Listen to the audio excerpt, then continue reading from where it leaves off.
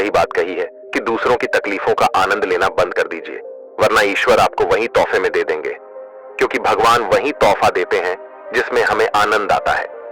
आदतों को लेकर के आपने बहुत सारी बातें सुनी होंगी, जैसे आदत से मजबूर होना पुरानी आदत है, जाते जाते जाएगी। बहुत सारी कहावतें हैं, जैसी आदत है वैसा जीवन है। लेकिन आदत ऐसे नहीं बनती है। दरअसल हम जिंदगी के नाम पर आदतों को ही जीते हैं। बहुत सारी आदतों को एक जगह इकट्ठी कर ले तो जो बनती है वह है हमारी जिंदगी। दोस्तों, बहुत समय पहले की बात है। एक राजा था जो अपनी प्रजा और अपने परिवार का खूब ख्याल रखता था। लेकिन राजा को अपने आदमियों पर कुछ दिनों से संदेह था, और उस राजा के 3 बहुत ही खास मंत्री भी थे जो उसका काम संभालते थे। लेकिन कुछ दिनों से राजा को शक था कि उन 3 मंत्रियों में से कोई एक मंत्री है जो राजा के पैसों में घपला कर रहा है, और वह मंत्री अपने काम को भी ठीक से नहीं कर रहा है। अब राजा काफी दुविधा में था, क्योंकि उसे यह समझ नहीं आ रहा था कि उन तीनों मंत्रियों में से कौन सा मंत्री बेईमान है और कौन सा मंत्री ईमानदार है। यह पता लगाने के लिए एक दिन राजा ने उन तीनों मंत्रियों को अपने पास बुलाया और कहा, देखिए मंत्री महोदय, हमारा जन्मदिन आ रहा है, इसलिए आप तीनों को एक एक बोरा दे दिया जाएगा और तीनों को 3 अलग अलग घने जंगल में भेज दिया जाएगा। उस जंगल में तुम लोगों को फल के वृक्ष को ढूंढना है और अच्छे अच्छे ताजे फल से इस बोरे को पूरा भर कर लाना है, और तुम तीनों के पास सिर्फ आज शाम तक का ही समय है। राजा के कहे अनुसार वह तीनों मंत्री को जंगल में भेज दिया गया। पहला मंत्री बहुत ईमानदार और मेहनती था, तो उसने राजा के लिए बहुत सारे अलग अलग और अच्छे ताजे फल से अपना बोरा पूरा भर लिया। लेकिन उसे यह सब करने के लिए बहुत मेहनत करनी पड़ी। लेकिन अंत में उसने अपना काम पूरा कर लिया।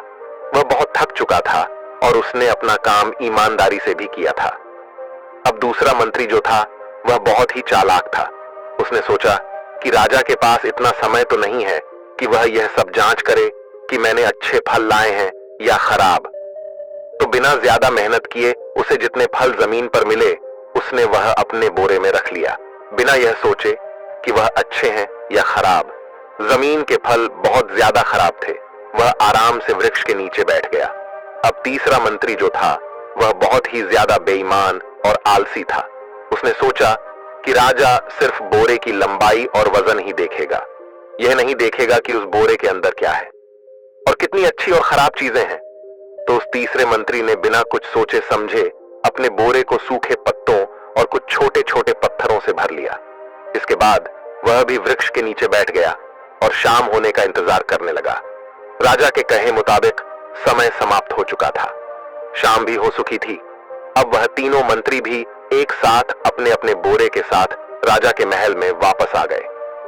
राजा ने देखा कि वह तीनों मंत्री जंगल से वापस आ गए हैं, तो राजा ने उन तीनों मंत्रियों के बोरे को खोलकर देखा नहीं कि उसके अंदर क्या क्या है। राजा ने उन तीनों मंत्रियों को अलग अलग जेल में 1 महीने के लिए कैद कर दिया। राजा ने सिपाहियों को यह आदेश दिया कि इन तीनों को 1 महीने तक खाना नहीं दिया जाएगा, क्योंकि ये तीनों 1 महीने तक वही फल खाएंगे जो इन तीनों जंगल से अपने बोरे में भर कर लाए हैं। जो पहला मंत्री था जिसने अपने बोरे में अच्छे और ताजा अलग अलग फल जमा किए थे, उसने जेल में 1 महीना आराम से गुजार लिए, अच्छे फल खाते हुए जो उसने खुद जमा किया था। उसके बाद जो दूसरा मंत्री था जिसने बेकार और खराब फल अपने बोरे में रखे थे, उसे वही बेकार और खराब फल 1 महीने तक खाने पड़ा और वह उस जेल में ज्यादा दिनों तक टिक नहीं पाया। खराब फल खाने की वजह से वो बीमार हो गया और उसकी तबीयत खराब हो गई। अब जो तीसरा मंत्री था जो बहुत ही बेईमान और आलसी था, जिसने अपने बोरे में सिर्फ सूखे पत्ते और कुछ छोटे छोटे पत्थर भरे थे, वह 1 महीने के लिए क्या खाता। और तभी उसे अपने बेईमानी और आलस्य पर पछतावा होने लगा कि शायद मैंने उस दिन जरा मेहनत करके इस बोरे में फल रख दिए होते तो आज मेरा यह हाल नहीं होता। और वह बिना कुछ खाए जेल में 2 दिन के बाद भूख के कारण मर गया। तो दोस्तों, इस कहानी से हमें यह सीख मिलती है कि जो आलस और बेईमानी करते हैं, बेईमानी मतलब अपने ही काम में अपना कुछ नहीं करना, अपना मन नहीं लगाना और खाली बैठे रहना, तो उससे आज तो हमें कोई फर्क नहीं पड़ता। आज तो हम अपने काम में आलस करके आराम कर लेते हैं, लेकिन भविष्य में हमें उस पर पछतावा होता है। आपने बहुत से लोगों को यह कहते हुए सुना होगा कि काश उस समय पर मैं ऐसा कर लेता तो आज उस इंसान की जगह मैं होता। लेकिन उस समय पर उन लोगों ने आलस को अपनाया था, इसीलिए वह आज जहां थे वही है। और जिसने मेहनत को अपनाया था वह इंसान अपनी मंजिल में आगे बढ़ गया। तो अपने काम के साथ बेईमानी और आलस्य बिल्कुल भी मत करो, उसके बाद तो हमें पछतावे के अलावा और कुछ भी नहीं मिलता। ये जो समय है ना, इसकी कीमत कोई नहीं लगा सकता है। हम लाखों रुपए देकर भी अपनी जिंदगी का 1 मिनट भी वापस नहीं ला सकते। इसीलिए इस समय का सही उपयोग करो। समय की एक अच्छी बात है और एक बुरी बात है। अच्छी बात यह है कि हम उसे किन चीजों में गुजारते हैं यह हमारे हाथ में होता है, और बुरी बात यह है कि समय गुजर जाता है। और सभी के पास दिन में 24 घंटे ही होते हैं, गरीब के पास भी और अमीर के पास भी। बस ये हमारे हाथ में है कि हम उस समय से क्या नया कर सकते हैं। तो अपने एक एक पल का हिसाब रखो कि हम उन्हें किन चीजों में गुजार रहे हैं। जीवन में तुम्हें सफलता मिलना तो निश्चित है, लेकिन तुम्हें यह 4 नियम अपने जीवन में उतारने होंगे जो आज की इस कहानी में बताए गए हैं। इन नियमों का अगर तुम अपने जीवन में पालन करते हो तो तुम भविष्य में सबसे धनवान व्यक्ति बनोगे। वो 4 नियम कौन से हैं, वह आज की कहानी के माध्यम से हम जानेंगे। तो चलिए कहानी की शुरुआत करते हैं। दोस्तों, आजकल हम में से हर कोई लोगों के साथ रहकर भी तन्हा हो चुका है, अकेला हो चुका है, क्योंकि आजकल इस भागदौड़ भरे जीवन में हर कोई व्यस्त है, किसी के पास समय नहीं है। हर कोई अपने सपने पूरे करने में लगा हुआ है। हर कोई अपने आप को आगे निकलता हुआ देखना चाहता है। हर कोई दूसरे को हारता हुआ देखना चाहता है।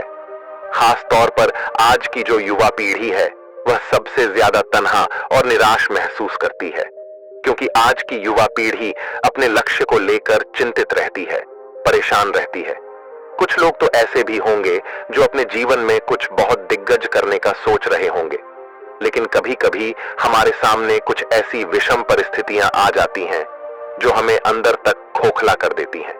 और ऐसे परिस्थितियों में हमें यह समझ नहीं आता कि हमें क्या करना चाहिए, और ऐसे में हम उन हालातों के नीचे दबकर रह जाते हैं। ऐसे समय में हर कोई पूरी तरह से टूट जाता है, बिखर जाता है, और तब हमें कोई रास्ता नजर आता है और ना ही कोई समाधान जिससे हम उस विषम परिस्थिति का सामना कर सकें। ऐसे में हमारा साथ भी कोई नहीं देता। अगर आपके साथ भी कभी ऐसा हुआ है, और यदि आप भी अपने जीवन में किसी लक्ष्य का पीछा कर रहे हैं, यदि आप भी अपने जीवन में कुछ दिग्गज करना चाहते हैं, तो आज की ये बौद्ध कहानी आपके लिए है। बहुत समय पहले की बात है, जब लोग पढ़ाई करने आश्रम जाया करते थे। यह बात उसी समय की है। एक गांव में 2 मित्र रहते थे। एक मित्र बहुत अमीर था और एक मित्र बहुत गरीब था, और दोनों में बहुत ही घनिष्ठ मित्रता थी। दोनों बचपन से साथ पढ़े लिखे थे, और जवान होकर भी वे दोनों एक दूसरे को भूल नहीं पाए थे। दोनों एक ही नगरी में रहते थे, और दोनों एक दूसरे के साथ हमेशा मिलते जुलते रहते थे। यहाँ तक कि दोनों की शादियां भी हो चुकी थीं, और दोनों को केवल एक ही पुत्र थे, जिसमें गरीब व्यक्ति के बेटे का नाम श्याम था और अमीर व्यक्ति के बेटे का नाम सोहम था। वह अमीर और गरीब व्यक्ति दोनों यही चाहते थे कि उनके बेटे भी एक साथ पढ़े, एक साथ जवान हो। इसीलिए उन दोनों ने अपने दोनों बेटों को एक ही आश्रम में पढ़ने भेज दिया। दोनों ही पढ़ने में बहुत तेज थे, दोनों खूब परिश्रम भी करते थे।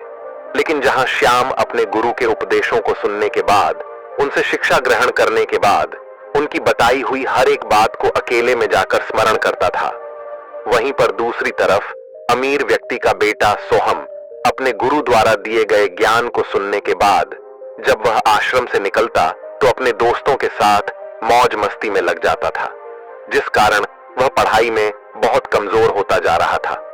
और सोहम ने कभी भी अपने गुरु के उन उपदेशों का पालन तक नहीं किया, उन्हें कभी अपने जीवन में नहीं उतारा।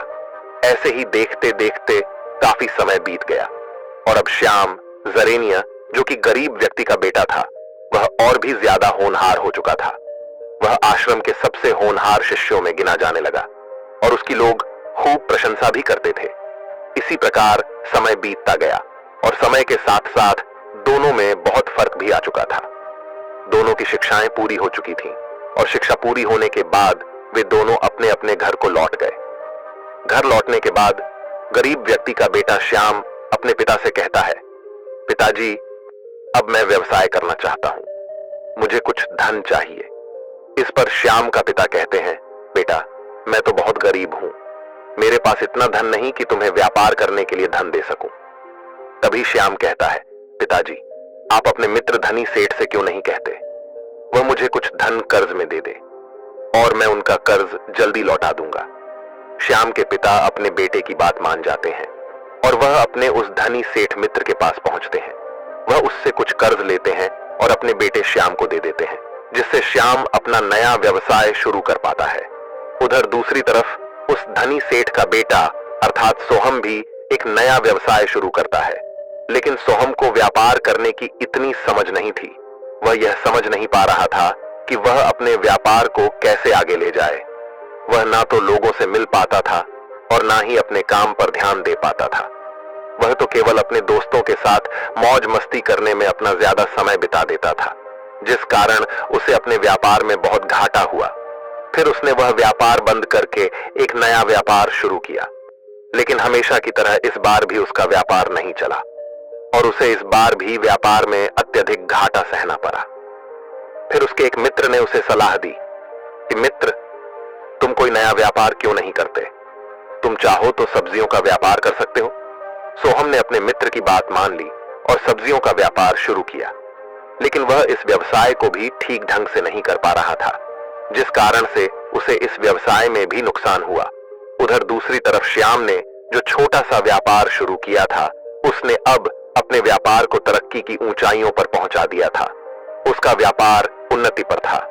उसने किसानों के लिए एक ऐसी नई योजना बनाई थी जिस कारण किसानों की पैदावार 2 गुना से 4 गुना हो चुकी थी और उसने अब अनाज के विशाल गोदाम खोल दिए थे।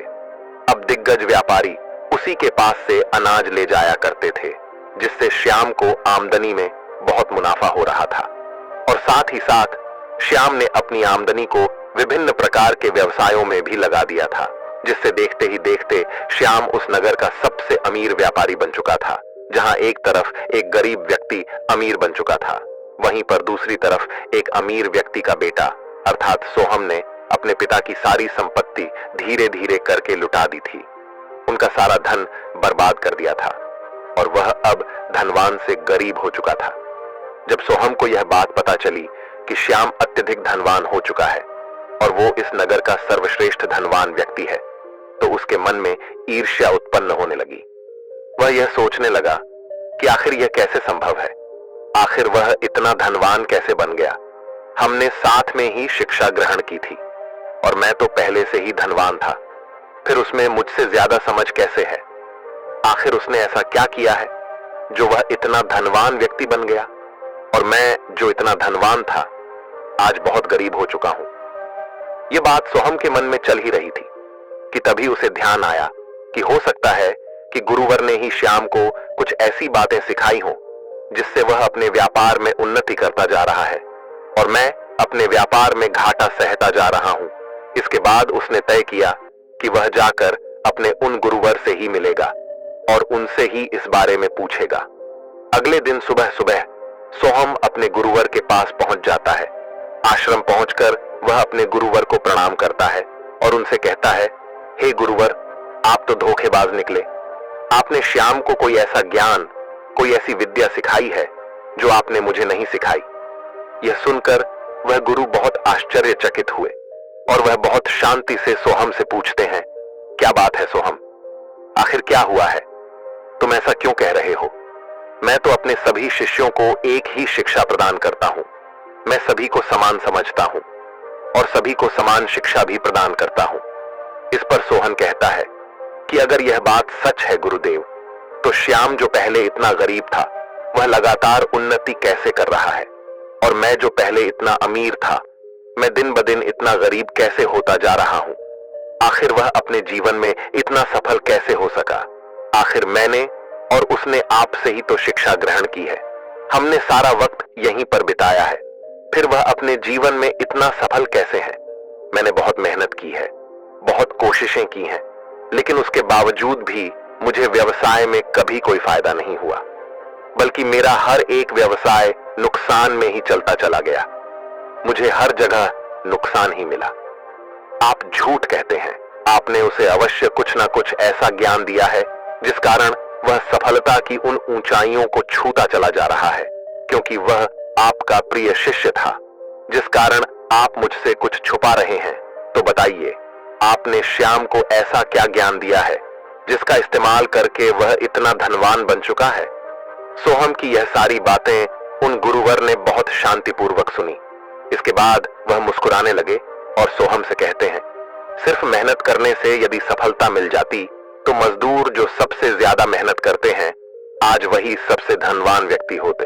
और रही बात असफलता की, तो इसका कारण केवल और केवल तुम ही हो, क्योंकि तुमने सही दिशा में और ठीक से मेहनत नहीं की है, और ना ही तुमने अपने व्यवसाय पर कभी ध्यान दिया है। मैं मानता हूं कि तुमने मेहनत की है, लेकिन तुम्हारी मेहनत सही ढंग से नहीं थी।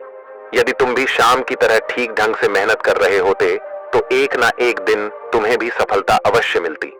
और इसका सबसे दिग्गज कारण यह है कि जब भी तुमने कोई व्यवसाय शुरू किया तो तुमने बिना सोचे समझे उस पर मेहनत करनी शुरू कर दी, बिना यह जाने कि क्या जो तुम काम कर रहे हो उसमें तुम्हारी रुचि है या नहीं, क्या तुम उस कार्य को उस उन्नति तक ले जा सकते हो या नहीं। जब भी तुम किसी कार्य को करते हो तो तुम्हें इन 4 चरणों से होकर गुजरना होता है, और यदि तुम इन 4 चरणों को ध्यान में रखोगे तो तुम भी अवश्य सफल हो जाओगे। इस पर सोहम कहता है गुरुदेव, बताइए वह कौन से 4 चरण हैं? मैं उन्हें अपने जीवन में अवश्य उतारूंगा। मैं भी सफल होना चाहता हूं। मैं भी कामयाबी की उन ऊंचाइयों को छूना चाहता हूं। तभी वह गुरुवर कहते हैं, यदि तुमने इन 4 बातों को अपने जीवन में उतार लिया तो अवश्य ही सफलता तुम्हारे कदम चूमेगी। आगे वे गुरुवर सोहम को पहली बात बताते हुए कहते हैं कि जो भी कार्य तुम शुरू करने जा रहे हो उस कार्य के बारे में अच्छी तरह से सोच और समझ लो, अर्थात बिना सोचे समझे किसी भी क्षेत्र में यूं ही न कूदो। और सबसे जरूरी बात कि जो भी कार्य तुम करने जा रहे हो उस कार्य में तुम्हारी रुचि होनी चाहिए, फिर चाहे वह कार्य कितना भी दिग्गज क्यों ना हो। यदि तुम उस कार्य में रुचि रखते हो तो तुम अवश्य ही सफलता की उन ऊंचाइयों को छू सकोगे। कोई भी कार्य असंभव नहीं होता, बस तुम्हें उस कार्य को करने आना चाहिए, अर्थात कि तुम्हें उस कार्य के बारे में पूरी समझ होनी चाहिए। और यदि तुम उस कार्य के बारे में ज्यादा नहीं जानते, उस कार्य के बारे में तुम्हें उतनी समझ नहीं है, तो तुम सीख सकते हो, उस कार्य को समझ सकते हो। इसमें जरा समय जरूर लगता है, लेकिन इससे तुम एक सही निर्णय ले सकोगे। इससे तुम्हें यह भी समझ में आ जाएगा कि उस कार्य को करने के लिए तुम्हें कितना समय लगेगा, उस कार्य को उन्नति तक पहुंचाने में तुम्हें क्या क्या करना होगा। यदि तुम्हें इन सब चीजों की समझ आ गई तो तुम किसी भी व्यवसाय को सफल बना सकते हो। अन्यथा दुनिया में असंभव को मजाक बनते समय नहीं लगता, जैसा कि तुम्हारे जीवन में खुद घट चुका है। तुम्हारा मित्र जो तुमसे कहीं ज्यादा गरीब था, आज वह इस नगरी का सर्वश्रेष्ठ व्यापारी है, सर्वश्रेष्ठ धनी व्यक्ति है। और तुम्हारे पिता जो कि इस नगरी के सर्वश्रेष्ठ धनी व्यक्ति थे, आज वह कहां है ये तुम भी जानते हो। जिसके पास खाने के लिए ठीक ढंग से खाना नहीं था, आज वह कहां पर है, उसने किन ऊंचाइयों को पाया है, ये तुम देख सकते हो, समझ सकते हो। इसलिए जिस भी कार्य को तुम करना चाहते हो, जिस भी व्यवसाय में तुम आगे बढ़ाना चाहते हो, उस व्यवसाय के बारे में पहले अच्छे से जानकारी इकट्ठा करो। ऐसे लोगों से मिलो जो तुम्हें उस व्यवसाय के बारे में सही और सटीक जानकारी दे सके। उनसे मिलकर उस व्यवसाय के बारे में सही जानकारी एकत्रित करो, और जब वह जानकारियां तुम इकट्ठी कर लो तो उनका अध्ययन करके तुम्हें यह समझ में आ जाएगा कि क्या तुम उस व्यापार को उस उन्नति तक पहुंचा सकते हो या नहीं। अगर तुम्हें लगता है कि तुम उस व्यवसाय को उस उन्नति तक पहुंचा सकते हो तो तुम बिना सोचे उस व्यवसाय में घुस जाओ और अपना 100% लगा दो। लेकिन यदि तुम बिना सोचे समझे उस व्यवसाय को करते हो तो 100% तुम असफल ही रहोगे। और ऐसा ही हम में से अधिकांश लोग करते हैं। उन्हें पता ही नहीं होता कि उन्हें क्या करना है, कैसे करना है, और उस व्यवसाय के साथ उन्हें और क्या क्या करना होगा। बस किसी ने उनसे कह दिया कि यह व्यवसाय अच्छा है तो वह उस व्यवसाय में घुस जाता है। लेकिन जब वह उस व्यवसाय को करने लगते हैं तब उसे अपनी गलती का एहसास होता है और आखिरकार वह असफल हो जाता है। इसलिए सबसे पहले लोगों से सीखो कि वह क्या कर रहे हैं, कैसे कर रहे हैं, उनसे जानकारी इकट्ठा करो, फिर उस कार्य को करो।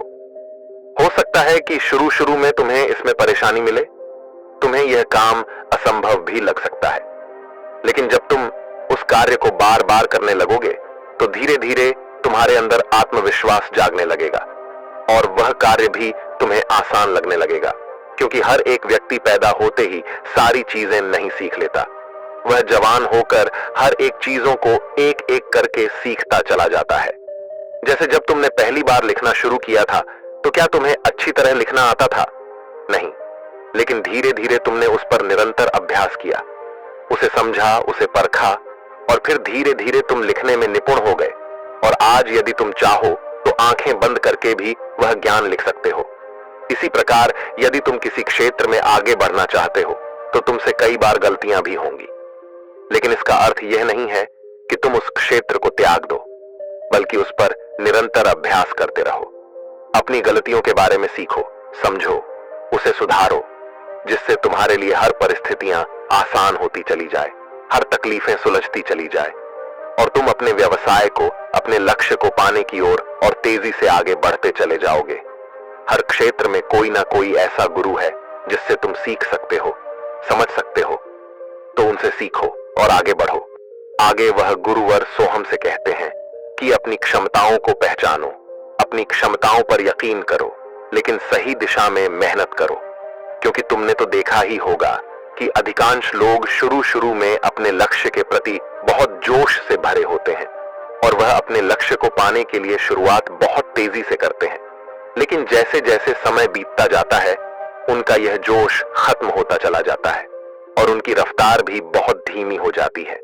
क्योंकि जब हम कोई नया कार्य शुरू करते हैं तो हमारे मन में उत्साह होता है और जब हम उसी कार्य को लंबे समय तक करते रह जाते हैं तो हमारा मन भी उस काम से भरने लगता है, हमारा मन उबने लगता है। इसलिए कहता हूं कि केवल मेहनत करने से कुछ नहीं होता, क्योंकि मेहनत तो हर कोई करता है। तुम किसी किसान को ही देख लो, वह अपने खेतों में दिन रात मेहनत करता है और यदि मेहनत करने से कोई भी व्यक्ति अमीर हो जाता, कोई भी व्यक्ति धनवान हो जाता, तो फिर किसान भी अत्यधिक धनी होते। इस संसार में हर एक व्यक्ति मेहनत तो करता ही है, फिर चाहे वह किसी भी क्षेत्र में क्यों ना हो, लेकिन किसी की मेहनत दिखाई देती है तो किसी की नहीं। जिस प्रकार एक राजा भी मेहनत करता है, उसे भी अपने पूरे राज्य को चलाना होता है। वह मेहनत तो करता है सिंगलाक, लेकिन उसकी मेहनत किसी को दिखाई नहीं देती। वहीं पर दूसरी तरफ एक किसान जो दिन रात अपने खेतों में लगा रहता है, उसकी मेहनत सभी को दिखाई देती है। सभी वह देख पाते हैं कि यह किसान कितना मेहनत करता है, लेकिन राजा की मेहनत को कोई नहीं देख पाता, क्योंकि उसके पास सारी सुख सुविधाएं हैं, आलीशान महल है, रथ है, सवारी है, जिस कारण लोग उनकी मेहनत तो नहीं देख पाते, लेकिन उनकी सुख सुविधाओं को अवश्य देख पाते हैं। मेहनत दोनों करते हैं, फर्क सिर्फ इतना है कि एक नियमानुसार मेहनत करता है और एक बिना नियम के। आगे वह गुरुवर सोहम से कहते हैं, तुमने मेहनत तो बहुत की, लेकिन तुमने किसी भी नियम का पालन नहीं किया। तुम्हारे व्यवसाय में कोई अनुशासन नहीं था। तुम बार बार अपना व्यवसाय बदलते रहते थे, जिससे तुम्हारा समय व्यर्थ होता चला गया। और वहीं पर दूसरी तरफ श्याम ने केवल एक ही व्यवसाय पर पूरा ध्यान दिया, अपना 100% लगाया, उस व्यवसाय के बारे में और सीखा, उसे समझा, अपनी गलतियों से भी उसने सीख प्राप्त की और लगातार वह उसमें मेहनत करता गया, जिस कारण आज वह इतना सफल है। वहीं पर दूसरी तरफ तुम लगातार अपना व्यवसाय बदलते रहे, अपना समय व्यर्थ करते रहे, जिस कारण आज तुम कहां हो यह तुम भी अच्छे से जानते हो। यदि तुम भी सही दिशा में और सही ज्ञान लेकर आगे बढ़ते, मेहनत करते, तो आज तुम भी सफल होते। लेकिन तुमने तो लोगों की बात पर ध्यान दिया, अपने मित्रों की सलाह को जरूरी समझा। लोग तो तुम्हें भटकाने का काम करते ही रहेंगे, उन्हें क्या, वह तो कहेंगे ही कि यह कर लो, वह कर लो, लेकिन इससे तुम्हारा क्या फायदा? और तुमने उनकी बात मानी क्यों? उन्होंने जैसा कहा तुमने वैसा ही किया, और इसका क्या अंजाम हुआ यह तुम भी जानते हो। देखो सोहम, हर व्यक्ति की अपनी क्षमता होती है और हमें अपनी क्षमता का सही इस्तेमाल करना चाहिए, उसे सही दिशा में लगाना चाहिए। लेकिन हम में से अधिकांश लोगों को यह पता ही नहीं होता कि हमें क्या करना है, हमारे अंदर कौन सी ऐसी क्षमता है, हमारे अंदर कौन सी ऐसी रुचि है। हम तो बस इस चीज में लगे रहते हैं कि आज हमने कोई व्यवसाय शुरू किया और कल हमें उसका फल मिलना शुरू हो जाएगा, लेकिन ऐसा नहीं होता। यदि आप कोई बीज बोते हैं तो वह तुरंत ही अर्थात अगले दिन या एक सप्ताह में फल नहीं देता। इस चीज को समय लगता है, एक बार में सब कुछ नहीं होता। अगर तुम एक साथ में सब कुछ पाना चाहते हो तो ऐसा कभी नहीं होगा। इसलिए धीरे धीरे अपने कदम आगे बढ़ाओ, अपने क्षेत्र में और जानकारियां इकट्ठी करो, उसे सीखो, समझो, खुद का मूल्यांकन करो, अपनी ताकत को समझो, जो तुमने सीखा है उस पर यकीन करो, खुद पर यकीन करो। शुरू शुरू में दिक्कतें तो अवश्य आएंगी, लेकिन धीरे धीरे सब सही हो जाएगा और सब कुछ समझ में आने लगेगा। और तुम्हें कभी यह लगे कि जो मुश्किल इस समय तुम्हारे सामने है वो बहुत दिग्गज है, तो उन मुश्किलों के बारे में अध्ययन करो, उसे पराजित करने का प्रयास करो, अपनी क्षमता को बढ़ाओ, अपनी क्षमता को मजबूत करो, उसके बारे में अच्छे से सीखो, क्योंकि तुम ऐसे अकेले नहीं हो जिसके साथ ऐसी तकलीफें हो रही हैं। ऐसा सभी के साथ होता है, लेकिन हम में से अधिकांश लोग इन तकलीफों के सामने घुटने टेक देते हैं, जबकि वहीं पर ऐसे कुछ लोग होते हैं जो इन परिस्थितियों को हराकर आगे की ओर बढ़ चलते हैं। आगे वे गुरुवर सोहम से कहते हैं कि हर परिस्थिति एक जैसी नहीं होती, हर परिस्थिति में कुछ अलग होता है, कुछ नया होता है, और हर परिस्थिति आपको बार बार अलग रूप ही दिखाएगी, क्योंकि यही संसार का नियम है। आज जो है वह कल नहीं होता और कल जो है वह परसों नहीं होता। इसलिए समय के साथ अपने आप को भी और ज्यादा मजबूत बनाना होता है, सीखते रहना होता है, ताकि हम आने वाले परिस्थितियों का सामना कर सके। अपने आप को समय के साथ बदलना होता है, समय के साथ चलना होता है। ऐसा जरूरी नहीं कि जिस तरह से बाकी लोग सफल हुए हैं उसी राह पर चलकर हम भी उसी तरह से सफल हो जाएं। यदि आपको वह तरीका अपनाकर सफलता नहीं प्राप्त हो रही तो आप खुद का तरीका बनाओ, खुद का नया मार्ग बनाओ। लेकिन हम में से अधिकांश लोग तो एक बार की असफलता पर अपना पूरा क्षेत्र, अपना पूरा व्यवसाय ही बदल देते हैं। शुरुआत में भले ही आप उस क्षेत्र में, उस व्यवसाय में असफल हुए हों, लेकिन इसका अर्थ यह नहीं है कि आप बार बार असफल ही होंगे। उस असफलता से भी आपको कुछ ज्ञान मिलता है, कुछ अनुभव प्राप्त होता है। उसे ग्रहण करें, उसे स्वीकार करें और अपनी असफलता से सीखें, और अपने उस ज्ञान का इस्तेमाल करके आपको उसी क्षेत्र में सफल होकर दिखाना है। इसके लिए बस आपको अपने पुराने तरीके को त्याग कर कोई नया तरीका अपनाना होता है। कहा जाता है ना कि जब हमारे लिए एक रास्ता बंद हो जाता है तो उसकी जगह पर अनगिनत रास्ते खुल जाते हैं। इसलिए हमें केवल उस रास्ते की तलाश करनी है जो रास्ता हमें अपने मंजिल तक ले जा सके। लेकिन हमें कभी भी अपनी मंजिल नहीं बदलनी है। लेकिन हम में से अधिकांश लोग यही गलती करते हैं कि बार बार एक ही रास्ते को अपनाते हैं, क्योंकि वह उन्हें अच्छा लगता है, वह रास्ता उन्हें पसंद है। लेकिन वह यह भूल जाते हैं कि जिस रास्ते पर कठिनाइयां होती हैं उसी रास्ते पर आगे चलकर हमें सफलता भी प्राप्त होती है। इसलिए आसान रास्ता न चुनकर हमेशा अपने लिए एक सही रास्ता चुनने का प्रयास करें। आगे वह गुरुवर सोहम से चौथी और सबसे जरूरी बात बताते हुए कहते हैं कि जीवन में अपने आप को मजबूत बनाओ, शरीर से भी और दिमाग से भी। यह जीवन एक संघर्ष ही तो है। आप इसे या तो हंसकर जियो या तो रोकर, लेकिन जीवन का मजा तो तब है जब आप इन संघर्षों को हंसकर इन्हें चुनौती दें, क्योंकि इन संघर्षों से तो हमें जूझना ही है, तो रोकर क्या फायदा। इससे अच्छा है कि हम हंसकर इनका सामना करें और इन्हें चुनौती दें। संघर्ष में दो ताकत सबसे ज्यादा महत्वपूर्ण होती है, पहली मानसिक और दूसरी शारीरिक। जब आप कोई नया कार्य करना शुरू करते हैं तो जाहिर सी बात है कि आपसे कुछ ना कुछ तो गलतियां अवश्य होंगी, और उन्हीं गलतियों पर लोग हंसते हैं और हम निराश हो जाते हैं, हम उस कार्य को त्याग देते हैं। तो ऐसी स्थिति में जरूरी है कि आप मानसिक तौर पर मजबूत बने, उनकी हंसी को अपनी ताकत बनाएं और वह करके दिखाओ जो तुम करना चाहते हो, जो तुम बनना चाहते हो।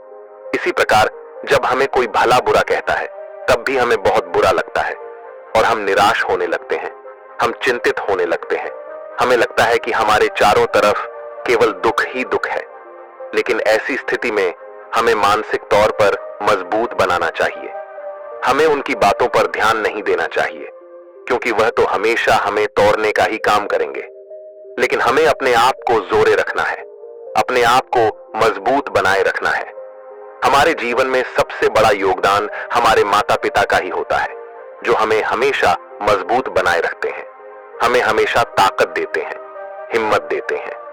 यदि हमसे कोई गलती भी हो जाती है तो वह हमसे यही कहते हैं कि क्या हुआ बेटा, कोई बात नहीं, इस बार नहीं हुआ तो अगली बार जरूर हो जाएगा। लेकिन इस तरह निराश ना बैठो, आगे बढ़ते रहो। और दोस्तों, जीत आपके मन पर ही निर्भर करती है। यदि आपका मन कमजोर है तो आप कभी भी जीत नहीं सकते, लेकिन यदि आपका मन मजबूत है, आपका इरादा पक्का है, तो आपको कोई भी नहीं हरा सकता।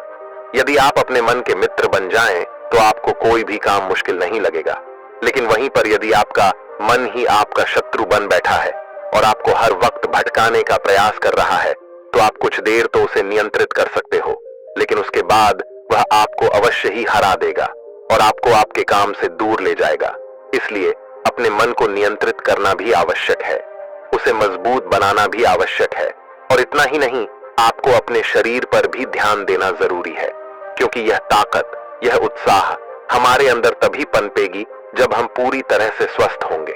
और हमारा यह शरीर ही हमें हमारी मंजिल तक पहुंचाने में हमारी मदद करता है, हमें सफलता दिलाने में यह हमारी सहायता करता है। लेकिन हम में से अधिकांशतः लोग अपने काम के चक्कर में कभी भी अपने शरीर पर ध्यान नहीं देते, उल्टा सीधा खाना खाते रहते हैं, तरह तरह की चीजें सुनते और देखते रहते हैं, जिससे हमारे शरीर पर और हमारे मन पर बहुत गहरा असर होता है। दोस्तों, मैं उम्मीद करता हूं कि यह कहानी सुनने से आपके जीवन में अच्छे बदलाव आए होंगे। आपको इससे क्या सीखने मिला, कमेंट करके जरूर बताइए। नमो बुद्धाय। अगर तुम्हें अपनी जिंदगी में बाकी सब लोगों से आगे निकलना है, जो वो करते हैं उससे कुछ अलग करना है, तो तुम्हें इस संसार की भौतिक चीजों से यानी मोह तथा इच्छाओं से खुद को ऊपर उठाना होगा। इस मोह माया से कैसे किसी आसान तरीके से निकला जाए, तो चलिए इस बात को एक बौद्ध कहानी द्वारा समझते हैं। कहानी प्रारंभ करने से पहले अब तक आपने हमारे चैनल को सब्सक्राइब नहीं किया तो प्लीज चैनल को सब्सक्राइब कर लें, घंटा बटन को भी ऑल पर सेट कर दें, जिससे हमारी आने वाली वीडियो की सूचना सबसे पहले आपको प्राप्त हो।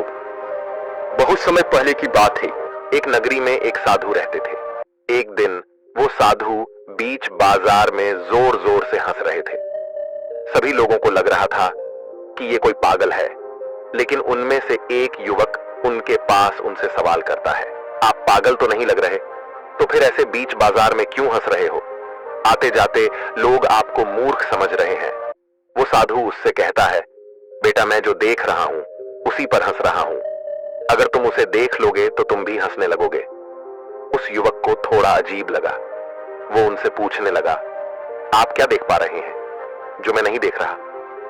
महात्मा उससे कहते हैं, अपनी अंदर की आंखों से देखो, तुम्हें सब दिख जाएगा। वो युवक उनसे कहता है, अंदर की आंखें? हमारे अंदर कोई आंखें नहीं होती, आप सच में पागल हो चुके हैं। महात्मा उससे कहते हैं, एक डरा हुआ और दुनिया की माया में लीन व्यक्ति इन आंखों से नहीं देख सकता। इस पर वो युवक कहता है, तो मुझे बताओ, मैं अपनी अंदर की आंखें खोल कर ही रहूंगा।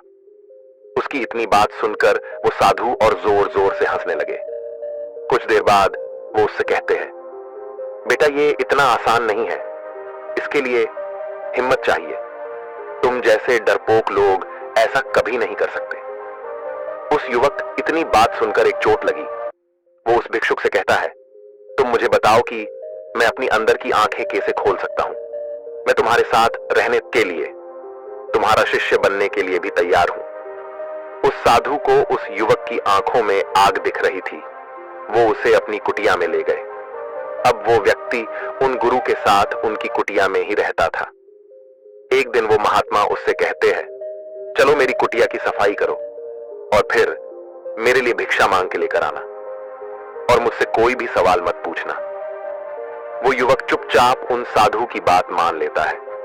अब से हर रोज वो ये काम करता, लेकिन जब भी वो भिक्षा मांगने जाता तो उसके सगे संबंधी, उसके माँ बाप उससे यही बात कहते हैं कि तुम कहां उस पागल के चक्कर में पड़ गए हो, वो तो बस तुम्हारा इस्तेमाल कर रहा है, तुम तुम अपनी जिंदगी यूं बर्बाद मत करो। लेकिन उसने उन सभी की बातों को अनदेखा कर दिया। अब काफी समय बीत गया था, लेकिन उस भिक्षुक ने उस युवक को कुछ नहीं सिखाया था। एक दिन उस युवक की सहन शक्ति का बांध टूट गया। वो गुस्से में उन साधु के पास जाता है और उनसे कहता है, आपने अब तक मुझे कुछ नहीं बताया कि अपनी अंदर की आंख कैसे खोलते हैं। आप जो जो बोलते गए मैं वो सब करता गया, लेकिन लगता है आपको खुद इसके बारे में कुछ नहीं पता है। वो बौद्ध भिक्षुक उस युवक को अच्छे से देखते हैं और कहते हैं, बेटा 3 महीने बीत चुके हैं और मुझे भी इसी दिन का इंतजार था कि कब तुम मुझसे ये सवाल करोगे। वो महात्मा उससे कहते हैं, तुम एक किताब लो और उसमें अपने सारे द्वेष, गुस्सा, दुख, सुख, इच्छा, सपने, सारी चीजें लिख दो और जब ये सब तुम लिख लो तब मुझसे मिलना।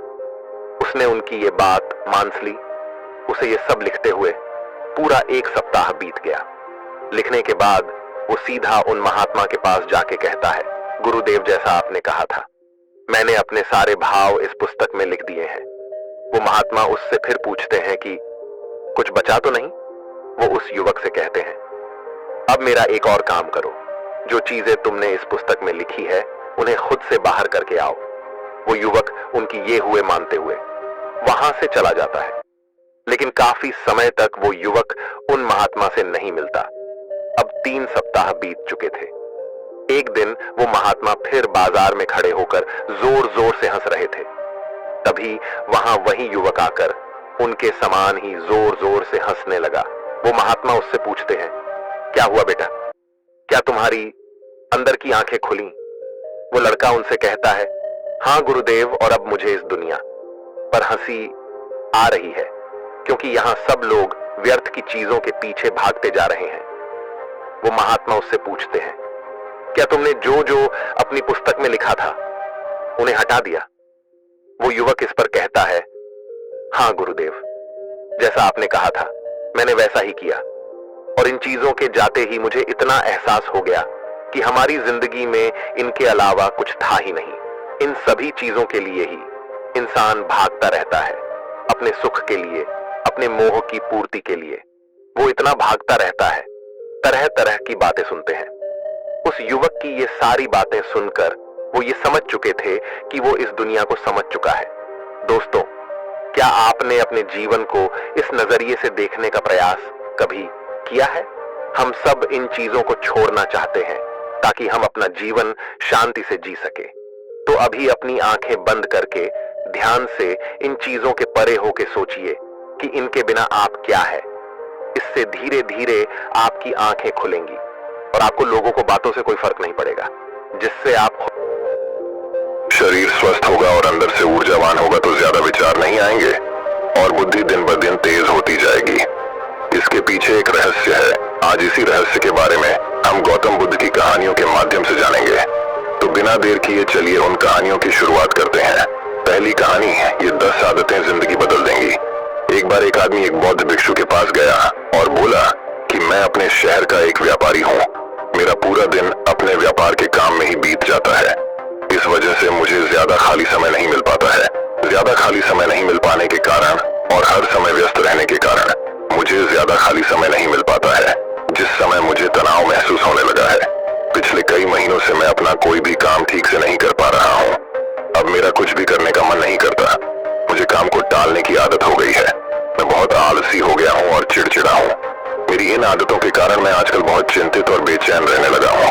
कृपया मुझे कोई ऐसा उपाय बताएं जिससे मेरा मन दिन भर भटकता न रहे और मैं पहले की तरह अपने काम से काम रखूं।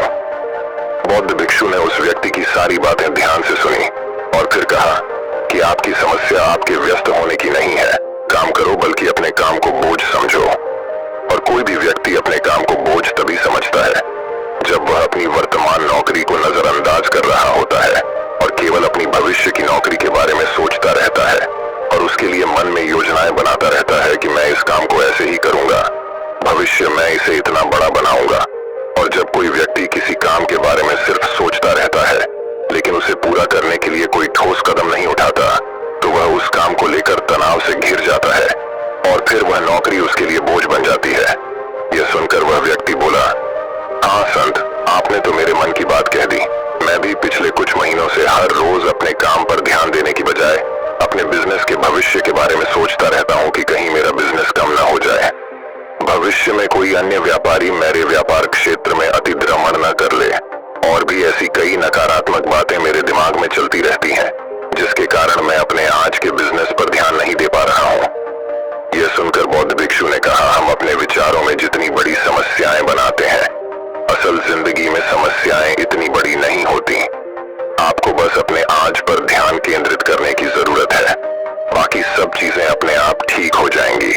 व्यक्ति ने कहा, संत मैं ऐसा करने में सक्षम नहीं हूँ। मैं अपने आज के काम पर ध्यान केंद्रित नहीं कर पा रहा हूँ। मैंने बहुत कोशिश की, लेकिन मैं हर बार हार जाता हूँ। मुझे अतीत की गलतियों पर पछतावा होता है। मैं भविष्य के लिए योजनाएं बनाने लगता हूँ और फिर मेरा मन बेचैन हो जाता है। आप मुझे कोई रास्ता बताएं ताकि मैं आज पर ध्यान केंद्रित कर सकूं। लेकिन मैं ध्यान, योग नहीं कर पाता वगैरह बहुत लंबे समय तक, और न ही मैं कोई बड़ी साधना कर सकता हूँ। इसलिए आप मुझे कोई आसान तरीका बताएं। बौद्ध भिक्षु ने कहा, ठीक है, आज मैं आपको ऐसे 10 छोटे छोटे तरीके बताने जा रहा हूँ जिन्हें आप अपने दैनिक कार्यों के साथ कर सकते हैं। ये तरीके सुनने में बहुत छोटे लगते हैं, लेकिन अगर आपने पूरी शिद्दत से इनका पालन किया तो कुछ ही दिनों में आपको इनके सकारात्मक परिणाम दिखने लगेंगे और आप कर पाएंगे आपका वर्तमान कार्य और अधिक ध्यान से। व्यक्ति ने कहा, हाँ संत, आप मन से वो 10 तरीके बताएं, मैं उन पर जरूर अमल करूंगा। बौद्ध भिक्षु कहने लगे, पहला तरीका है मन लगाकर खाना खाना। ज्यादातर लोग खाते समय खाने पर ध्यान नहीं देते, बल्कि उनका ध्यान बातचीत करने पर होना चाहिए। कोई पुरानी सोच में खोया हुआ है या किसी देखने वाली चीज में खोया हुआ है, जिसके कारण खाना खाते समय भी उनका मन बेचैन रहता है, जबकि हमें खाने की थाली में उसकी खुशबू आती है कि थाली में क्या खाना परोसा गया है, खाना कैसा दिखता है। इन सभी का ध्यान पूर्वक निरीक्षण करना चाहिए, और जो भोजन बनाता है और जो उस भोजन को उगाता है, उन्हें मन में धन्यवाद देना चाहिए। हमें हर निवाले के साथ भोजन के स्वाद का आनंद लेना चाहिए, न कि केवल पहले निवाले के लिए। यदि आप भोजन को ध्यान से प्यार से लेते हैं तो भोजन समाप्त होने के समय आपका मन पूरी तरह से शांत हो जाएगा और आप अंदर से खुशी महसूस करेंगे।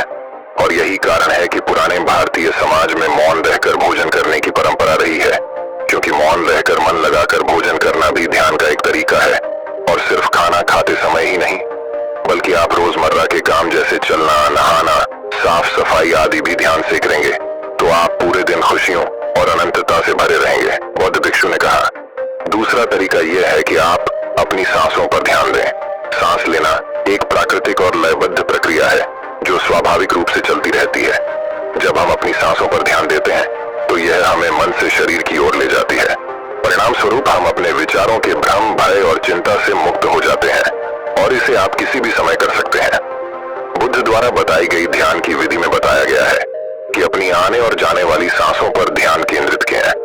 जब भी आप तनावग्रस्त हों या खुद को विचारों में उलझा हुआ पाएं, तो तुरंत अपना ध्यान अपनी आती और जाती सांसों पर केंद्रित करें।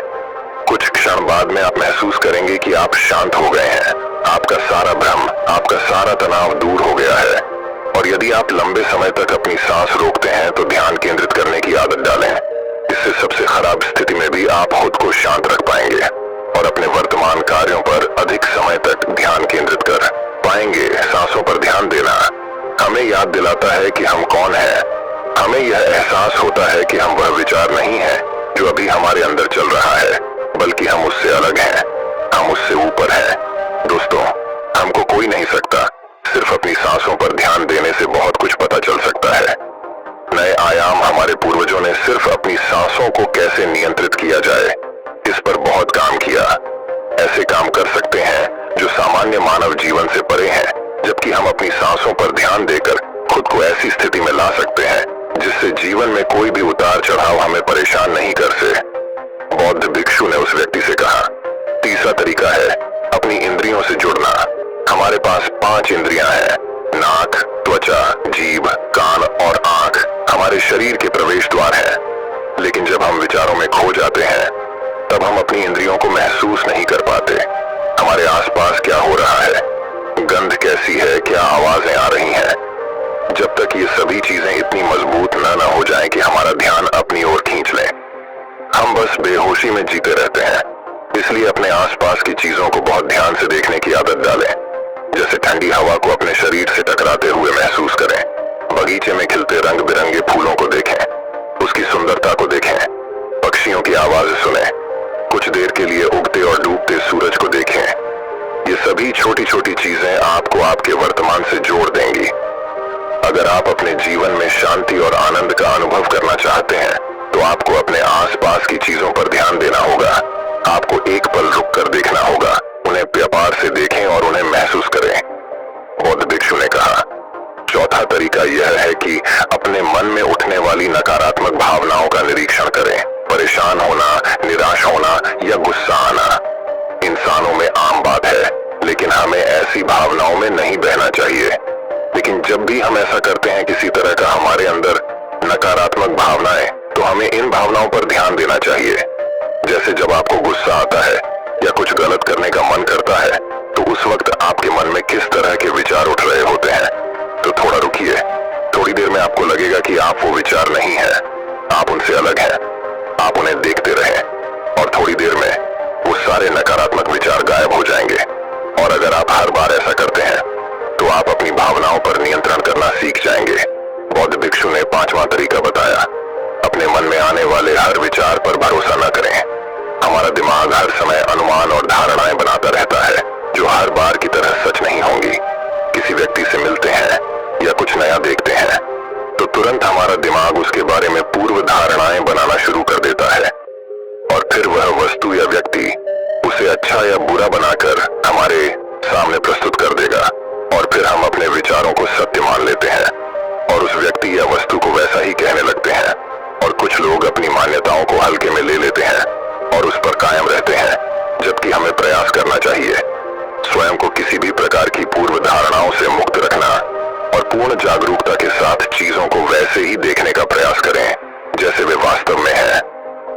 हमें अच्छाई और बुराई का आवरण नहीं ओढ़ना चाहिए।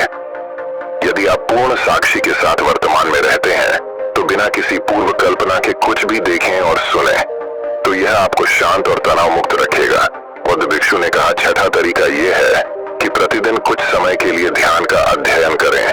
ध्यान करने के लिए घंटों बैठने की आवश्यकता नहीं है। दिन भर में 10 मिनट का ध्यान भी जीवन में सकारात्मक प्रभाव डाल सकता है। प्रतिदिन ध्यान करने से हमारे जीवन में नई ऊर्जा, उत्साह, शांति और प्रेरणा आएगी। हम पूरे दिन अंदर से खुश और शांत महसूस करते हैं। रोजाना ध्यान करने से आप स्वाभाविक रूप से वर्तमान क्षण में जीना सीखते हैं। बौद्ध भिक्षु ने कहा, सातवां तरीका यह है कि आपके पास जो कुछ भी है उसके लिए आभारी रहें। जीवन में खुशी लाने का सबसे आसान तरीका है धन्यवाद नहीं, बल्कि आभार व्यक्त करना। केवल वही चीजें हमारे पास होती हैं जो हमें वास्तविक आनंद देती हैं, लेकिन जो हम पाना चाहते हैं हम उसे पाने का रास्ता भी देखना शुरू कर देते हैं, क्योंकि कृतज्ञता से भरा हृदय समस्याओं पर नहीं बल्कि समाधानों पर ध्यान केंद्रित करता है। आपके पास जो कुछ भी है उसके लिए अदृश्य सार्वभौमिक शक्ति को धन्यवाद देने से आपका जीवन जादुई रूप से बदल सकता है। आपको यह सोचना चाहिए कि आप कितने भाग्यशाली हैं कि आपके पास एक निश्चित चीज है। उदाहरण के लिए आपके पास है एक वंशानुगत व्यवसाय और हम नहीं जानते कि ऐसे कितने लोग हैं जो आपके जैसा व्यवसाय करना पसंद करेंगे, लेकिन उनके पास नहीं है। इसके अलावा आपको इसके लिए आभारी होना होगा कि आपकी थाली में भोजन है, जबकि दुनिया में लाखों लोग भूख से मरते हैं। साधु ने कहा, बौद्ध भिक्षु ने कहा, आठवां तरीका यह है कि किसी दूसरे व्यक्ति से बात करते समय उसकी बात ध्यान से सुने बिना ये सोचे कि हमें उससे क्या कहना है या उसे कैसे जवाब देना है। आपको सामने वाले व्यक्ति की बात ध्यान से सुननी चाहिए। आपको सामने वाले से बात करनी है, न कि उसे जवाब देना है। लेकिन जब आप किसी से बात करते हैं तो उसकी भावनाओं को समझने के लिए अपने कानों, दिल और आत्मा से उसकी बात सुनें और समझें। ऐसा करने से उस व्यक्ति के साथ आपका रिश्ता मजबूत होगा और यह आपके लिए अपना धैर्य और एकाग्रता बढ़ाने का भी एक अभ्यास है। और जब हम सुनते ज्यादा हैं और कम बोलते हैं तो हम बहुत सारी परेशानियों से बच जाते हैं, जिससे हमारा मानसिक तनाव कम हो जाता है। और याद रखें, किसी भी व्यक्ति की बातों को ध्यान से सुनना उसका सम्मान करने का सबसे अच्छा तरीका है, बौद्ध भिक्षु ने कहा। नौवां तरीका यह है कि अपने महत्वपूर्ण काम के लिए एक समय निर्धारित करें। आपको अपने दिन का कुछ समय महत्वपूर्ण कामों के लिए अलग रखना चाहिए, जैसे काम का समय, नहाने का समय, सफाई का समय, खाने का समय आदि। समय के साथ महत्वपूर्ण कार्यों का वितरण यह सुनिश्चित करता है कि चीजें बिना किसी रुकावट के नियमित रूप से होती हैं। दिन के सही समय पर सही काम करने से हमारे जीवन में अनुशासन आता है और अनुशासन से जीवन में शांति और खुशी आती है। बौद्ध भिक्षु ने 10वां और आखिरी तरीका बताया कि जब भी आप कुछ करें तो अपनी रोजमर्रा की गतिविधियों में जागरूकता लाने का प्रयास करें, इसलिए उसे वर्तमान में करने का प्रयास करें। हर बार आपका दिमाग अपने ही ख्यालों में खोया रहता है, लेकिन आपको खुद को वर्तमान में वापस लाना होगा और आपको इसे हर बार तब तक करना है जब तक यह आपकी आदत न बन जाए।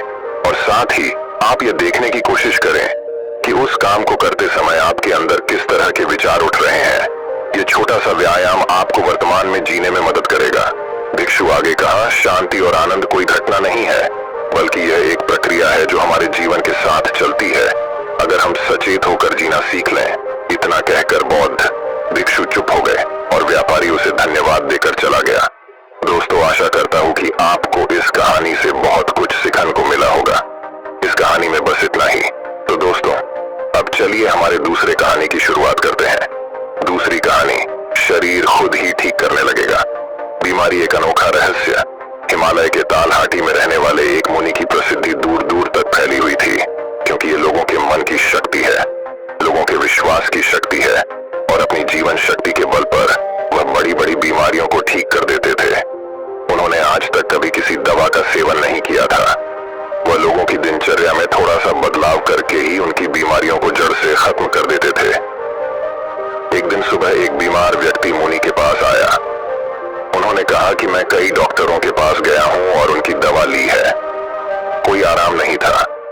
अब मैं डॉक्टरों और उनकी दवाइयों से तंग आ गया हूं, लेकिन मेरे एक मित्र ने मुझसे कहा कि तुम बिना दवा के केवल मन की शक्ति से लोगों की बीमारियों में ठीक कर देते हो।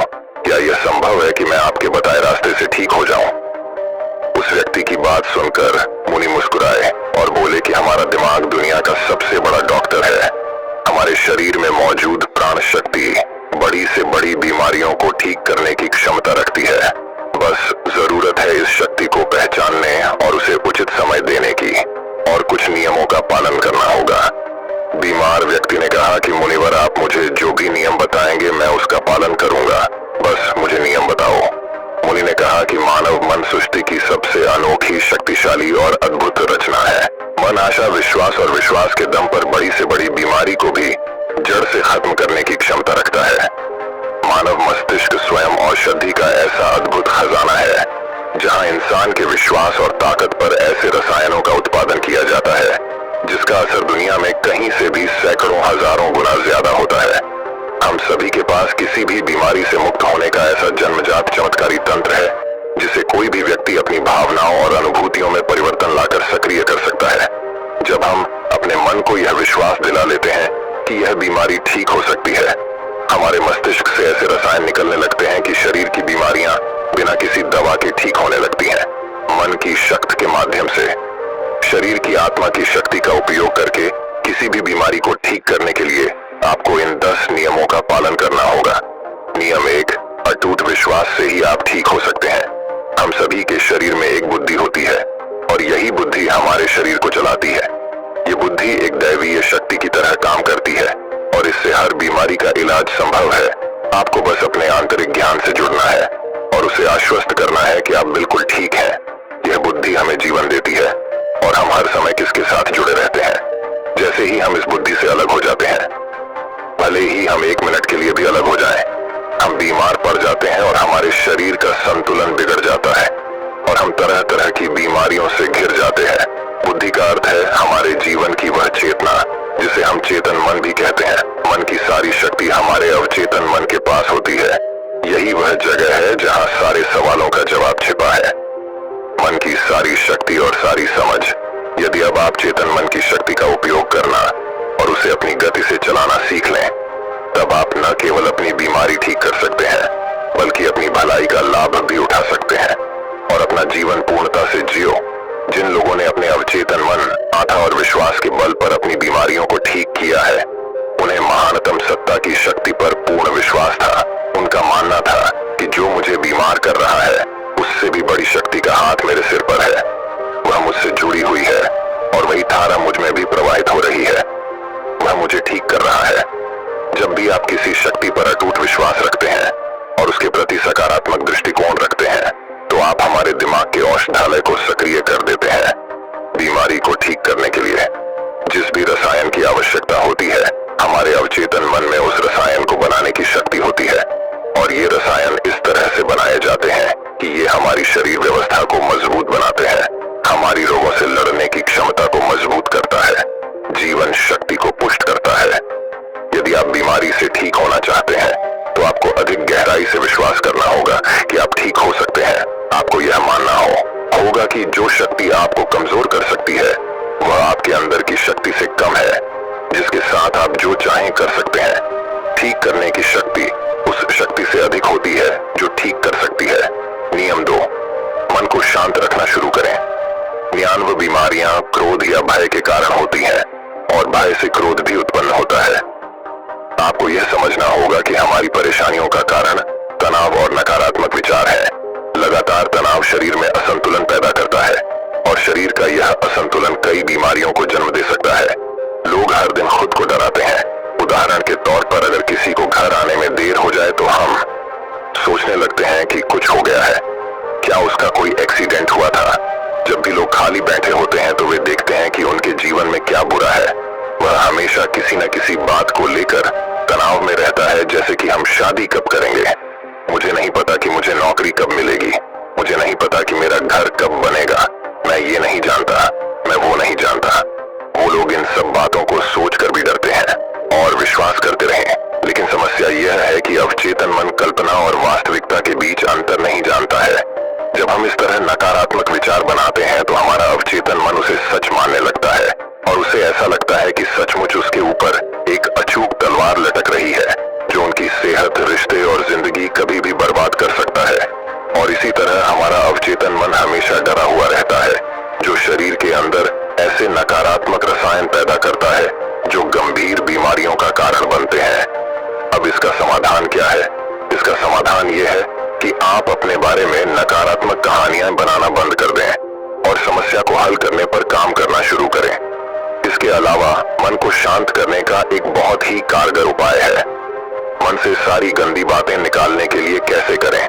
मन में जो भी नकारात्मक विचार हों, गुस्सा, दर्द, चिड़चिड़ापन, पिछली बुरी घटनाएं, जो विचार आपको परेशान करते हैं, उन्हें एक कागज के टुकड़े पर लिख लें। लिखने के बाद न तो खुद पढ़ें और न ही किसी और से पढ़वाएं।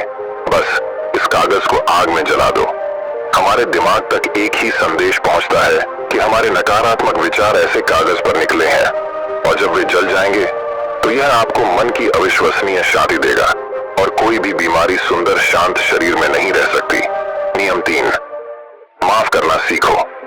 यदि आप ठीक होना चाहते हैं तो आपको पहले यह पता लगाना होगा कि आप किसे क्षमा करना चाहते हैं। जब तक हम दूसरों को अपने मन से मुक्त नहीं करते तब तक हम स्वयं को मुक्त नहीं कर सकते। दूसरों को आजाद करके हम किसी और को नहीं बल्कि खुद को आजाद करते हैं। अपने मन को मुक्त करें और शांत करें। इसलिए क्षमा करें और आगे बढ़ें। कब तक यह बोझ ढोते रहोगे? एक घर था और घर का नियम था कि कोई भी कूड़ा बाहर नहीं फेंका जाएगा। धीरे धीरे घर में बहुत सारा कूड़ा जमा हो गया और घर में कूड़े की दुर्गंध आने लगी। वहाँ कीड़े मकोड़े पनपने लगे और लोग धीरे धीरे बीमार पड़ने लगे। यह सिर्फ उसके घर की कहानी नहीं है, ये हमारे मन और शरीर की भी कहानी है। मन की आदत है कि वह सभी नकारात्मक विचारों को अपने अंदर ही दबाए रखता है। किसने हमें धोखा दिया? कौन हमसे लड़ा? किसने हमें लक्ष्य दिखाया?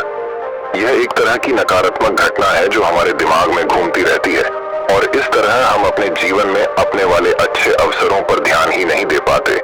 इस नकारात्मक तार के कारण हम रोज लेन में हमेशा तनाव में घुट कर जीते हैं और 80 से 90% लोग ऐसी स्थिति में ही जीवन जीते हैं। हम पुराने कूड़े को एक दिन के लिए भी अपने घर में नहीं रखते क्योंकि अगले दिन से उसमें से बदबू आने लगती है। लेकिन लोग बहुत पुरानी चीजों को लेकर भी मन में गुस्सा और ईर्ष्या रखते हैं और फिर कहते हैं कि हमारी बीमारी ठीक नहीं हो रही है। जब तक हम लोगों को माफ नहीं करेंगे तब तक हम उन बातों को अपने दिमाग से नहीं निकालेंगे। और आपको लगता है कि यह सिर्फ एक विचार है, लेकिन ये सड़े हुए कचरे का एक टुकड़ा है जो अभी तक दिमाग से निकला नहीं है और अंदर ही अंदर गंध पैदा कर रहा है। जब हम नकारात्मक सोच के साथ अपना जीवन जीते हैं तो हम रसायनों को खत्म करना शुरू कर देते हैं, क्योंकि वे हमें स्वस्थ रखते हैं, हमें जवान बनाए रखे, और हम ऐसे रसायनों को सक्रिय कर देंगे जो हमें बीमार कर देंगे, जो हमारी पित्तसत्तात्मक व्यवस्था को कमजोर करेगा और हमें चिंतित रखेगा, और इस तरह हम अपने अंदर बीमारियों पैदा करने लगते हैं। समाधान क्या है? इसका समाधान लोगों को माफ करना है। जिसने भी आपके साथ गलत किया है उसे दिल से माफ कर दीजिए और उसी समय से आप बेहतर होने लगेंगे। नियम 4, वर्तमान में जीना शुरू करना है। यदि आप स्वयं को ठीक करना चाहते हैं तो वर्तमान में जीना सीखें, क्योंकि भविष्य में जीना केवल चिंता और तनाव लाता है। जब हम अतीत में जीते हैं तो पछतावे से भर जाते हैं। जीवन की सुंदरता वर्तमान के क्षण को जीने में है। वे सभी लोग जो अतीत की बड़ी बातों पर ध्यान देते हैं वे वर्तमान में नहीं है। इससे अतीत में जीना यानी 5 साल 10 साल, ये अभी भी साल पुराना है जो सिर में चला गया हो और मस्तिष्क में गांठें बना रहा हो, और वह गांठ अभी भी मस्तिष्क में लिपटी हुई हो।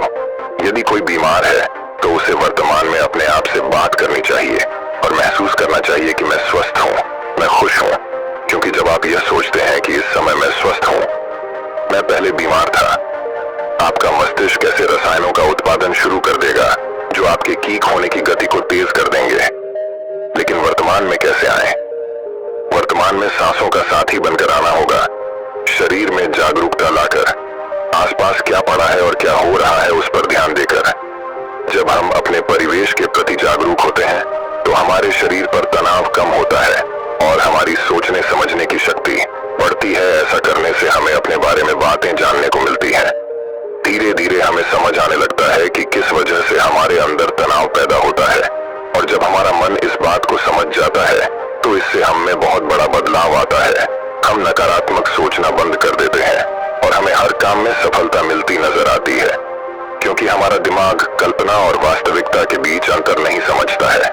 इसीलिए अगर आप किसी स्वस्थ व्यक्ति की कल्पना करेंगे तो आपका दिमाग आपको ठीक करना शुरू कर देगा। नियम 5, खुद से प्यार करना सीखें। साल बीत जाता है लेकिन लोग कभी खुद से अपने बारे में बात नहीं करते। उन्हें यह भी नहीं पता कि उसका पसंदीदा खाना क्या है और उसे क्या पसंद है। वह खुद के साथ समय बिताना भूल जाता है। अगर आप अच्छा रहना चाहते हैं तो आपको खुद से प्यार करना होगा। आपको अपनी कीमत पता होनी चाहिए। बहुत सी महिलाएं और पुरुष जिम्मेदारी के बोझ में खुद को खो देते हैं। जिस दिन आपने खुद को पाया उसी दिन सारी गलत चीजें आपके दिमाग और शरीर को छोड़कर भागने लगी। जिस दिन आप खुद को खोज लेंगे आपको अपनी कीमत का एहसास होने लगेगा, और जिस इंसान में आप अपनी कीमत समझते हैं इसका मतलब सिर्फ इतना है कि आप खुद से प्यार करते हैं। नियम 6, सकारात्मक सोचो। प्रत्येक दिन की शुरुआत इस प्रश्न से करें कि मैं अपना सबसे बड़ा आदर्श कैसे बन सकता हूँ। आप में से ज्यादातर लोग सुबह उठकर सिर्फ अपनी समस्याओं के बारे में ही सोचते हैं, और ज्यादातर परेशानियां उनके अतीत की यादें हैं। जैसे ही वह अपनी समस्याओं के बारे में सोचता है वह अपने अतीत के बारे में सोचने लगता है। हर समस्या के साथ एक भावना जुड़ी होती है, और जब लोग अतीत के बारे में सोचते हैं तो परेशान हो जाते हैं और स्वयं को योग्य नहीं पाते हैं। हमें अगले 7 दिनों तक सुबह उठकर सकारात्मक विचारों के साथ अपने दिन की शुरुआत करनी है। आज जब मैं सुबह उठता हूँ तो मैं अपना सर्वश्रेष्ठ संस्करण कैसे बन सकता हूँ। आप तय करें कि आज का दिन मैं खुशी के साथ जीऊंगा। आपको प्रत्येक दिन की शुरुआत सकारात्मक और उत्साहपूर्ण विचारों के साथ करनी चाहिए। हमारी शारीरिक रीति का सीधा संबंध हमारी मानसिक स्थिति से होता है। जब हम अपने दिन की शुरुआत बेहतरीन मानसिक स्थिति के साथ करते हैं तो यह हमारे शरीर के लिए भी बहुत अच्छा होता है। अपनी एक ऐसी छवि बनाएं जिसमें आप पूरी तरह से स्वस्थ हों।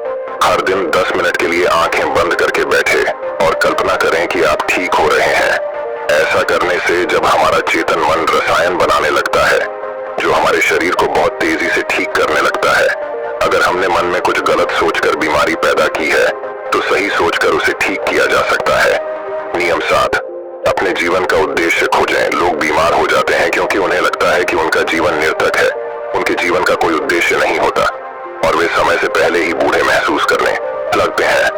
जीवन में किसी भी लक्ष्य का होना दीर्घ स्वास्थ्य के लिए आवश्यक है। इसका मतलब है कि आपके पास हर दिन बिस्तर से बाहर निकलने का एक कारण होना चाहिए।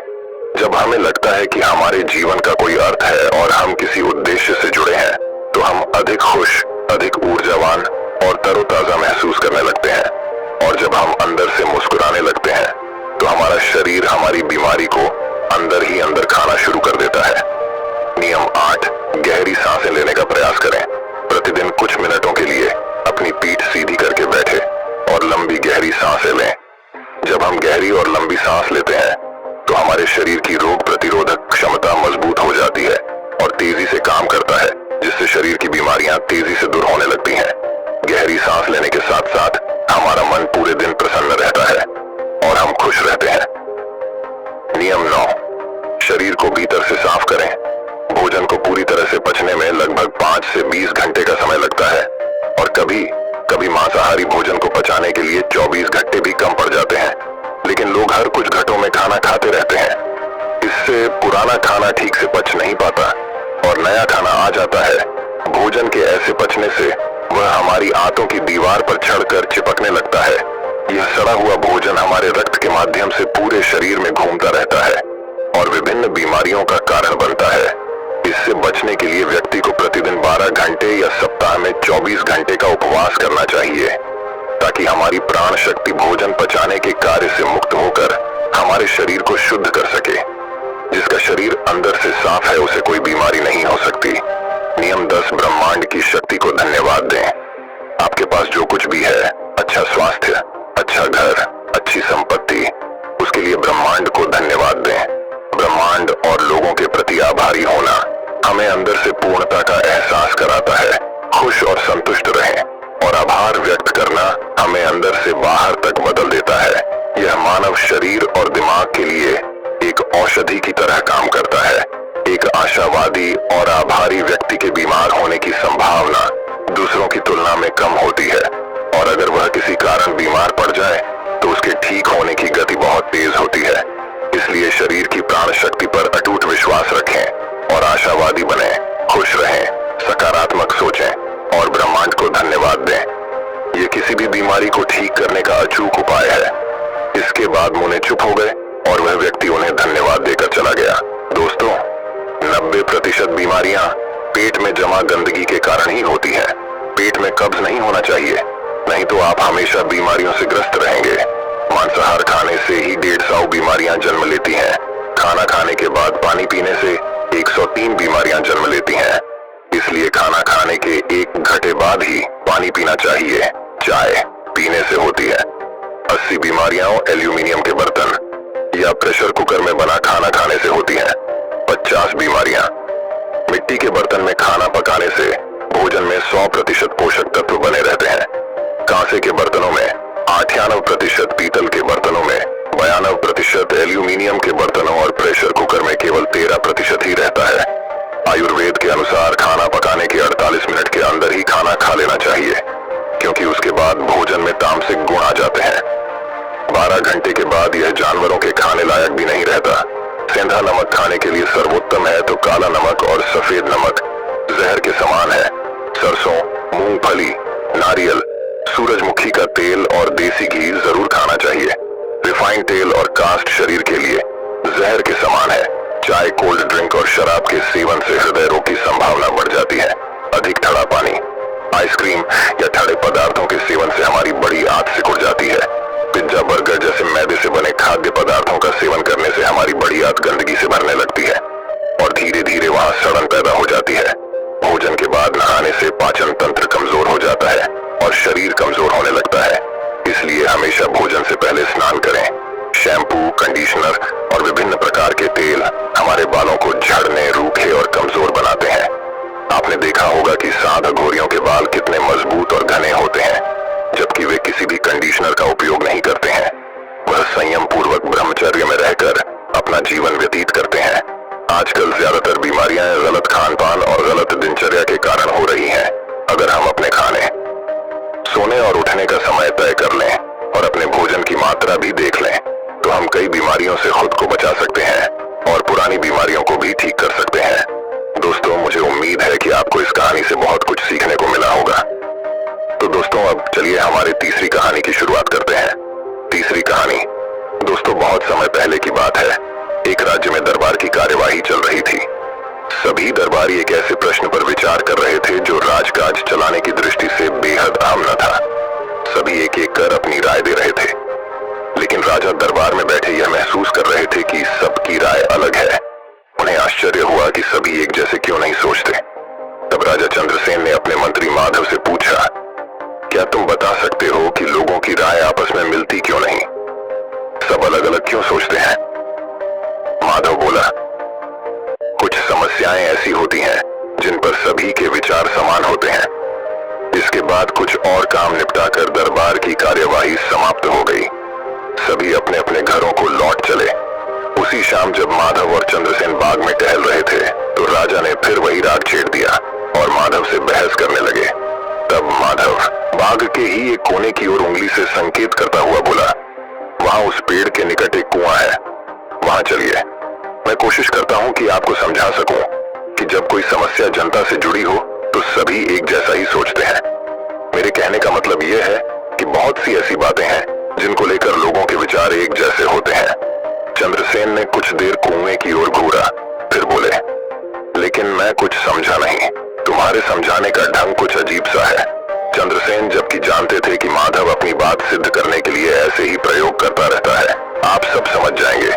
चंद्रसेन बोला, आप शाही फरमान जारी कराएं कि नगर के हर घर से एक लोटा दूध लाकर बाग में स्थित इस कुएं में डाला जाए।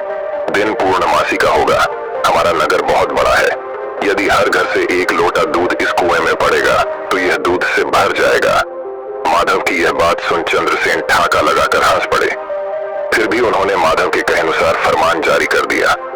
शहर भर में मुनादी करवा दी गई कि आने वाली पूर्णमासी के दिन हर घर से एक लोटा दूध लाकर शाही बाग के कुएं में डाला जाए।